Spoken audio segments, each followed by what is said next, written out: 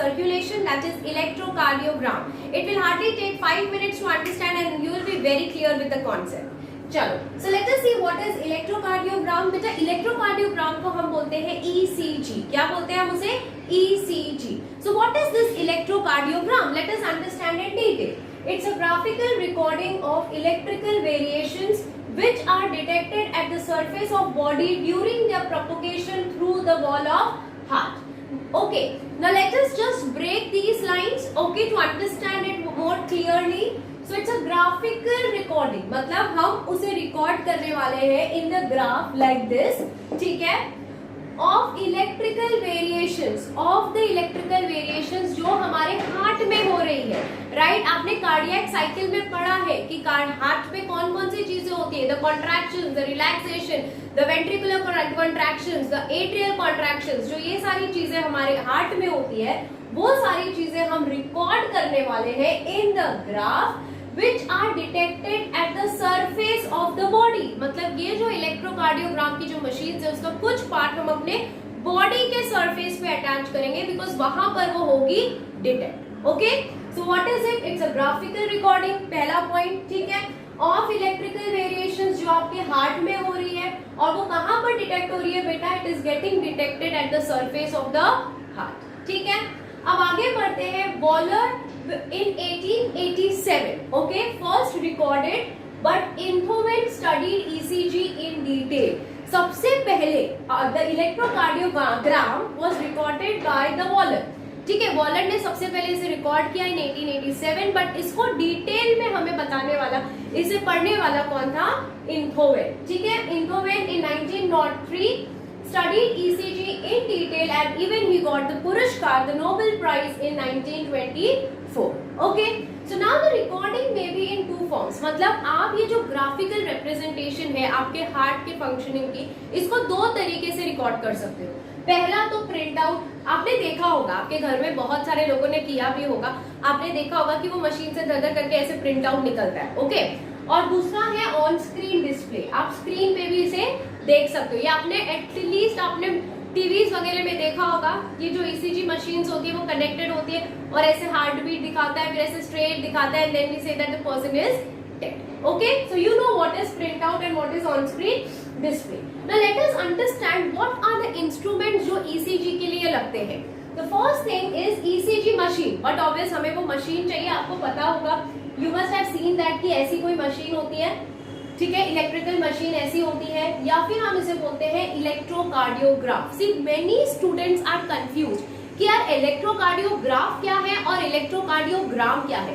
बेटा इलेक्ट्रोकार्डियोग्राफ आपकी वो मशीन का नाम है और इलेक्ट्रोकार्डियोग्राम जो आपको प्रिंट आउट में जो रेज मिलती है उसका नाम वो है. ठीक है, so electrocardiograph is a machine, okay, that is your ECG machine, and electrocardiogram is this which you get it on screen. Okay, so the instrument used are ECG machine or electrocardiograph which detects and amplifies the signal, जो हमारे surface of the body पे impulses को detect करती है और उसको amplify करके बताता है. ठीक है, second most important thing which you know is electrodes. आपने देखा होगा कि यार ईसीजी मशीन जब अटैच करते हैं तो कुछ चीजें हाथ में, पैर में, चेस्ट पे भी अटैच करते हैं, and that is nothing but electrodes.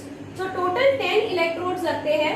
Okay, so total there are 10 electrodes for recording of signals. So जिसमें से they are divided into two types. The first one is limb electrodes and the second one is your chest electrode. Limb electrodes मतलब they are present on the limbs. 4 है तो 2 आपके हाथ में होता है और 2 आपके पैर में. So this is how they form 4 electrodes of limbs and 6 chest electrode. तो बचे हुए जो 6 electrodes होते हैं वो chest पे attached होते हैं. ठीक है? So that is all about the instruments. Okay? Now let us come to the main part. That is the ECG. Okay, the electrocardiogram. So electrocardiogram कुछ ऐसा दिखेगा. ठीक है, वो बड़ी सी शीट में ऐसे बहुत बार ये रिपीट होगा, which will state that, which will identify whether the heart is functioning properly or not. So let us understand the electrocardiogram. So this electrocardiogram will include 3 waves. How many waves? It will include 3 waves. The first one is called as P wave.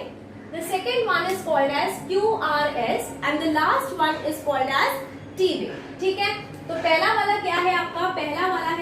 P wave. Can you see it's a small upward, can you see, ये देखो ऊपर जा रहा है. So this is your small upward deflection. ठीक है, तो ये आपका क्या है, ये आपका ऊपर जा रहा है, तो ये आपका अपवर्ड डिफ्लेक्शन. ठीक है, represents atrial depolarization. Depolarization का मतलब होता है contraction. ठीक है, या फिर सिस्टोल.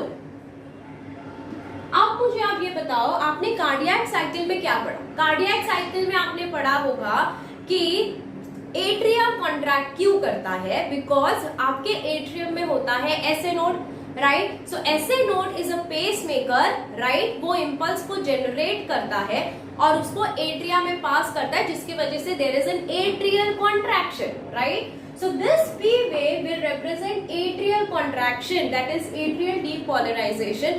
तो वो ये बताता है कि आपका जो SA नोड है वो कॉन्ट्रैक्ट कर रहा है और वो कॉन्ट्रैक्शन आपके एट्रिया में जा रहा है, right. So it represents what? It represents atrial depolarization. Now let us come to the second one, that is QRS complex. QRS समझ में आया? It's like a triangle like this. Okay, QRS. ठीक है, so it is QRS complex.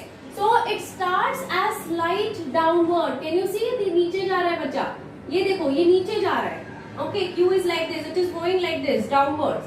It starts as slight downward deflection, continues as sharp. ये देखो एकदम sharp ऊपर जा रहा है. Okay, and ends as downward. Can you see? It ends as downward. So Q is down, S is down, and R is up. So it is QRS complex, which goes from downwards, then goes up, and then again comes down. So now what does it represent? It represents ventricular depolarization. मतलब वो ventricular contraction को represent करता है. आपका SA node जब contract होता है तो वो एट्रियम कॉन्ट्रैक्ट करता है, राइट. फिर एट्रिया से आपके जो इंपल्स आती है वो एवी नोड से बंडल ऑफ से पुर्किंजी फाइबर, एंड जब ये पूरा ट्रैवल करता है through bundle of and Purkinje fibre, आपका वेंट्रिकुलर कॉन्ट्रैक्शन होता है, right. So this QRS complex shows that the impulse is traveling from your AV node to bundle of his to Purkinje fiber, and it is helping in the contraction of ventricles. ठीक है, तो आपको ये भी समझ में आना चाहिए कि जब P wave properly contract हो रहा है, इसका मतलब है आपका SA node properly contract हो रहा है और आपका atrium contract हो रहा है. जब आपका QRS कॉम्प्लेक्स बराबर से कॉन्ट्रैक्ट हो रहा है, इट मींस दैट आपका वेंट्रिकल्स कॉन्ट्रैक्ट हो रहा है, मतलब आपकी इंपल्स एवी से बंडल ऑफ हिस से पुर्किंजी फाइबर तक प्रॉपर्ली जा रहे हैं. ठीक है, and the last one is a T wave. छोटू सा है again like a P wave. ठीक है, so T wave is very small, wide, थोड़ा मोटा है, and upwardly elevated wave which represents ventricular repolarization, because after atrial and ventricular contraction there is a ventricular relaxation. ठीक है, repolarization को बेटा हम क्या बोलेंगे? We will be calling as relaxation. So जो T wave होगा वो represent करेगा ventricular relaxation. Okay, so this is about your P, QRS and T wave which you should know for your exams.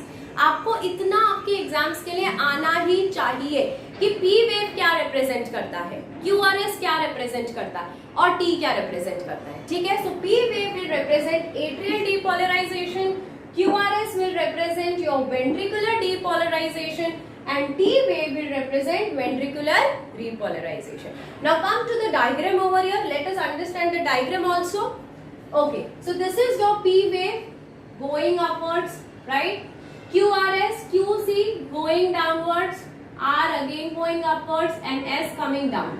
And this is your T. So now there are something called as segments. Okay, what are those? They are called as segment. So ये देखो, between the two R. Okay, this is from your P to your T is your one cycle. उसके बाद में आपकी दूसरी शुरू हो जाती है. ठीक है. So from R to R is your RR interval. From your S to T. See, this is your S. S to T, यहाँ से यहाँ तक is your ST segment. ठीक है, और ये Q to T आपका Q to T is your QT interval. Okay, so you should know that apart from the waves there are RR interval, there is an ST segment and there is a QT interval. ठीक है, so this is how you read your electrocardiogram, and that more detailed reading you'll be studying in your medical life. ठीक है, अभी फिलहाल आपको इतना आना चाहिए कि P wave क्या रिप्रेजेंट कर रहा है, QRS क्या रिप्रेजेंट कर रहा है और T wave क्या रिप्रेजेंट कर रहा है. Now coming back to uses, why this electrocardiogram is done? ये क्यों करते हैं? To diagnose abnormally in conducting pathway. ठीक है, conducting pathway, see I have taught you कि कहाँ पे क्या कंडक्ट हो रहा है. ऐसे नोड से AV नोड से bundle of his से Purkinje fiber. तो this is what? This is your conducting pathway. ठीक है, so अगर कहीं पर भी प्रॉब्लम होगी तो आपके यहाँ पर प्रॉब्लम होगी, and that will signify that there is a problem in your conducting pathway. Heart chambers, ठीक है, damage to cardiac muscles, reduce blood supply to cardiac muscles, because जब blood supply properly नहीं होगा तो heart आपका beat properly नहीं करेगा. जब heart beat नहीं करेगा तो ये जो waves होगी वो altered आएंगी, and causes of chest pain. ठीक है, because अगर किसी को chest pain हो रहा है तो we usually say that you should go for electrocardiogram, because that will tell us what is the problem in the heart. And T wave, very important MCQ. Okay, T wave is a flat when heart muscles receive insufficient oxygen. ये जो T wave है जो आपका ऊपर है ये ऐसा flat हो जाएगा. ठीक है, it will become flat. और इसका रीजन क्या है? इसका रीजन ये है कि oxygen supply will reduce to the heart. Oxygen supply क्यों रिड्यूस होती है हार्ट की? उसकी बहुत सारे रीजन है.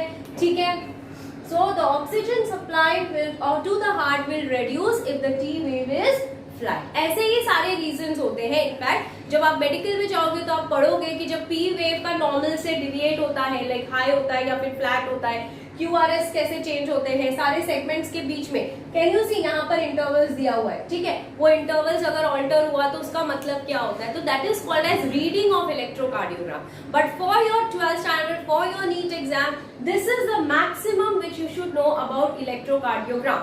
The waves, the importance, and here that is your names of the scientists who discovered, that is your Waller and Inthoven, and the instruments used. Okay, and please do not get confused between what is electrocardiogram and what is electrocardiograph. Electrocardiograph is a machine and electrocardiogram is this. ठीक है, so here I will take a leave. This is what I want to tell you about electrocardiogram. If you have understood the video, please like the video, share the video, and I will meet you soon with my next video. ठीक है, till then, bye everybody.